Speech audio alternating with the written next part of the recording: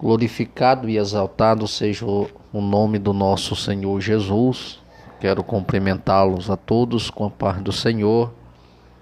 É importante estarmos buscando a cada dia em Deus a condução e a direção do seu Espírito Santo, para que possamos a cada dia por Deus sermos habilitados dentro do propósito pelo qual o Senhor tem escolhido os seus filhos.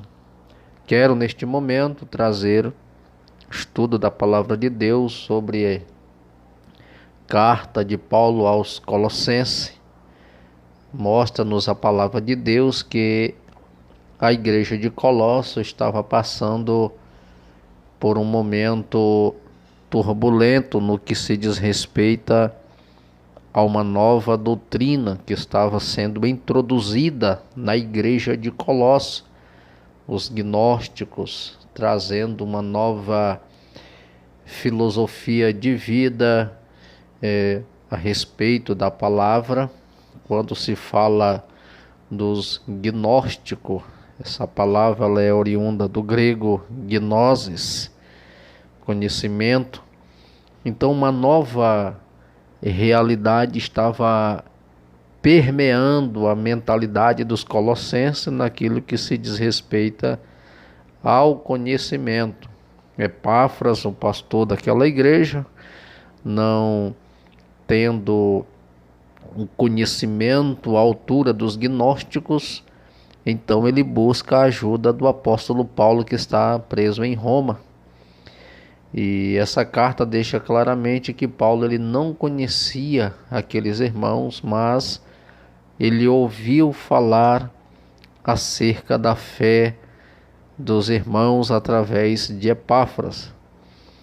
É importante que Epáfras ele relata o que está acontecendo e Paulo escreve para que esta igreja ela pudesse assim permanecer firmes nos princípios e aquilo que eles tinham ouvido da parte de Deus através de Epáfras, que eles permanecessem firmes. Porque Paulo traz alguns conceitos nessa carta, mostrando claramente a importância dos irmãos permanecerem em Cristo Jesus. É bem provável que Paulo ele não conhecia estes santos pessoalmente. Nós vamos ver logo no capítulo 1, do 4:7, do 9, capítulo 2, versículo 1 em diante. Escrevendo o apóstolo Paulo, escolhido por Deus, ele os desafia a ficarem fortes contra os falsos ensinamentos.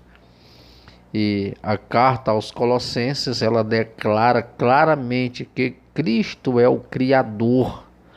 No verso 16 do capítulo 1, que ele é o cabeça e Salvador, e que qualquer outra doutrina, ela não é nada mais do que filosofia e vãs sutileza de homens.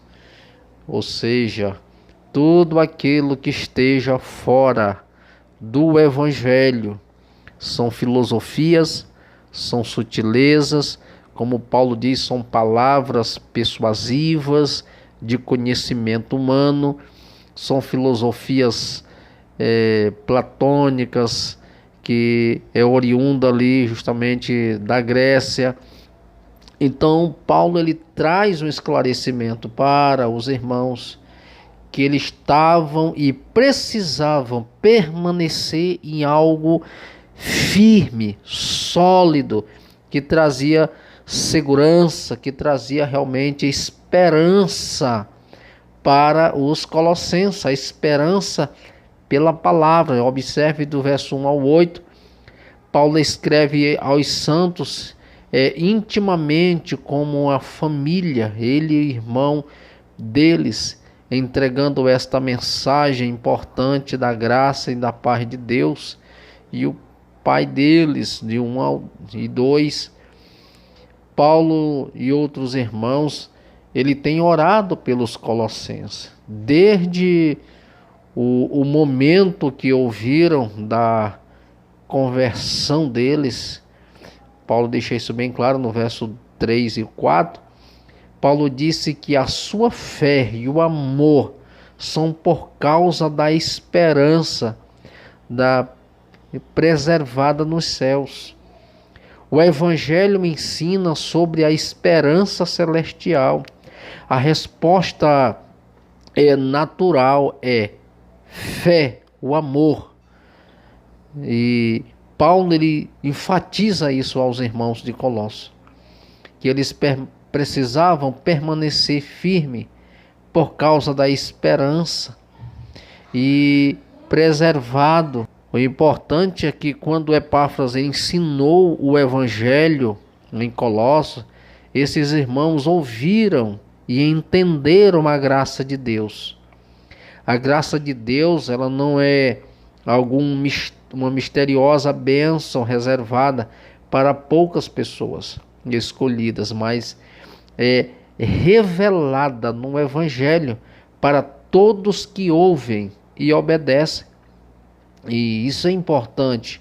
Nós vamos observar isso em algumas passagens da palavra de Deus, mostrando claramente que as bênçãos, as revelações de Deus na sua palavra para todos aqueles que a ouvem e obedecem à palavra de Deus.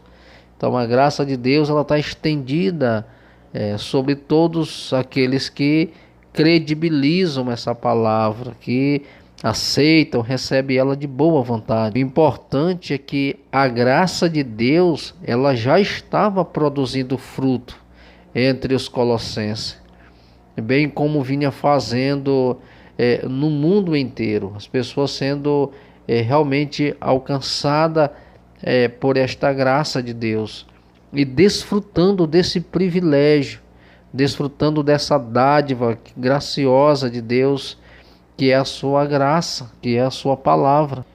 Paulo, ele orava pelos irmãos de Colossos, porque embora, a gente vê do versículo 9 ao 12, embora que esses irmãos eles estivessem produzindo frutos, Paulo sabia que eles corriam risco de serem introduzidos e de abandonar a verdadeira fé, de abandonar a verdade. Como os santos de Deus, eles precisavam não somente receber o Evangelho em verdade, mas também eles devem ficar firmes na verdade de Cristo e não desviando, né? Não se afastando.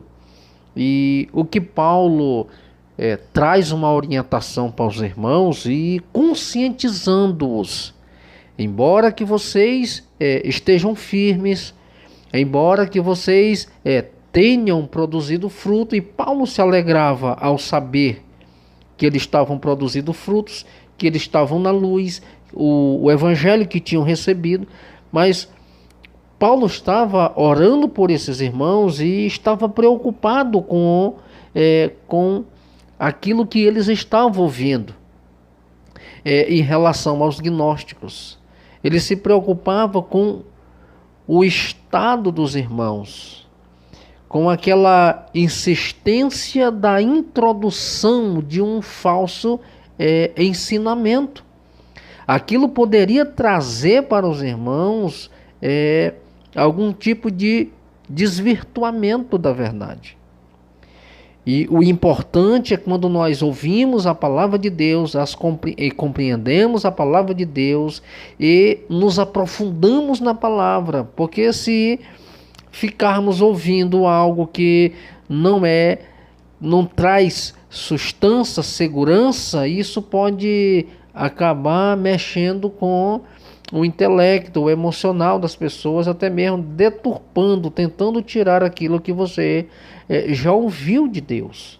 Então Paulo ele orava para que eles permanecessem firmes na verdade de Cristo e não se desviando por causa de falácias, de falsos ensinos.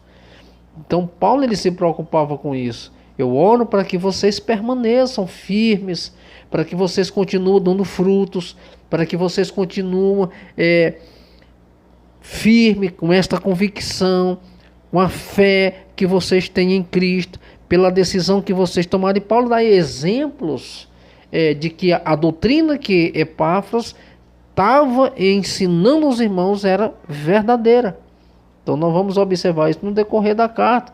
Paulo dando N provas de que aquilo que eles tinham recebido era de fato a verdade, o evangelho que muda, que transforma, né?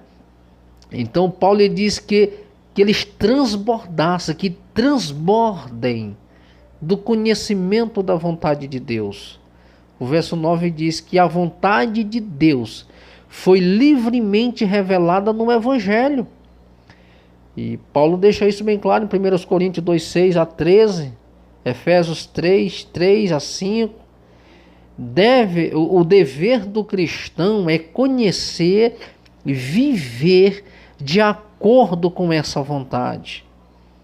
1 Pedro 3,15 deixa isso bem claro. Paulo, ele orou que esses recebessem o pleno conhecimento, edificando sobre o que já foi ensinado, em toda a sabedoria, em todo o entendimento espiritual. O evangelho, ele não é uma revelação da sabedoria humana, mas é uma revelação da mente espiritual, de Deus. Portanto, Paulo ele mostra claramente que não ora por seus entendimentos intelectual do evangelho, mas por um entendimento espiritual mais profundo. Então que eles transbordem do conhecimento, que vocês transbordem do que vocês receberam, que vocês transbordem do ensino, do conhecimento de Deus que foi revelado a vocês através da palavra. Porque Paulo ele faz uma ilustração do Antigo Testamento, daquilo que era sombra, daquilo que era mistérios no Antigo Testamento, agora é revelado no Novo. Então o que era mistério no Antigo Testamento? O que era mistério no Antigo Testamento era a revelação do Filho, que estava oculto, que era sombra, mas Cristo, ele é a revelação de Deus ao mundo. Paulo deixa isso bem claro no capítulo 2, que Cristo ele é a revelação. Cristo é o verbo de Deus. Cristo é a palavra encarnada. Aquilo que era sombra no antigo, aquilo que era mistério no antigo, hoje está revelado no novo. Cristo é a revelação de Deus. E Paulo ele traz esse ensino para que os colossenses permanecessem firmes, a fim de viverem de modo digno do Senhor. Diferente de pessoas que têm apenas um entendimento intelectual do Evangelho. Aquele que o entende espiritualmente terá uma vida transformada. Então o Evangelho não é para ser entendido intelectualmente, mas é para se entender espiritualmente. Só quem é capaz de entender e discernir o Evangelho de Jesus Cristo é quem é espiritual. Terá uma vida transformada. Quando você lê a palavra de Deus simplesmente como um livro comum, ele se torna um livro comum para você. Mas quando você lê a palavra de Deus, estuda, quando você medita na palavra e você dá condições para que essas letras saiam do papel e essas letras elas possam mudar a sua vida, quando você dá essa condição, ela se torna uma palavra viva. ela tem poder de transformar. Ela tem poder de elucidar, de transformar, de mudar o perfil da vida de uma pessoa, porque ele deu condições para que essa palavra mude. Então, não apenas entender intelectualmente o Evangelho, mas aquele que entende espiritualmente terá uma vida transformada. Não é aquele que apenas conhece o Evangelho, mas a pessoa que o pratica crescerá em discernimento espiritual para agradar ao Senhor. E o importante é que o discernimento espiritual, ele produzirá um povo que conhece o Senhor, produz o fruto de boas obras, e é fortalecido pelo poder dele, e que lhes agradece pela herança celestial. O Evangelho, ele tem bênção para nós, para desfrutarmos aqui, mas ele também garante bênçãos espirituais e celestiais.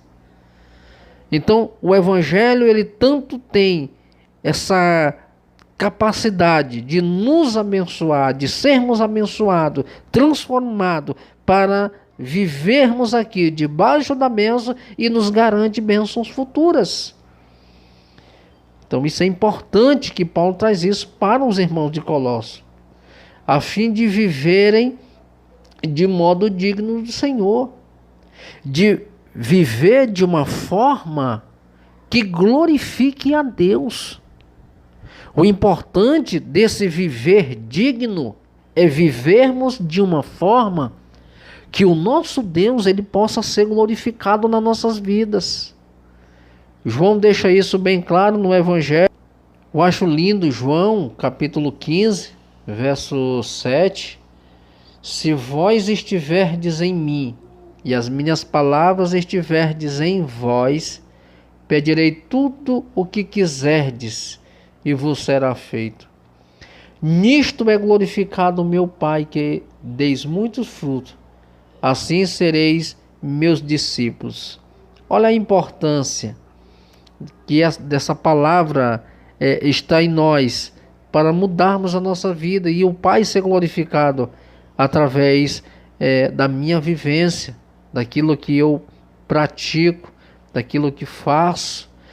E a condição é: se vós estiverdes em mim e as minhas palavras estiverdes em vós.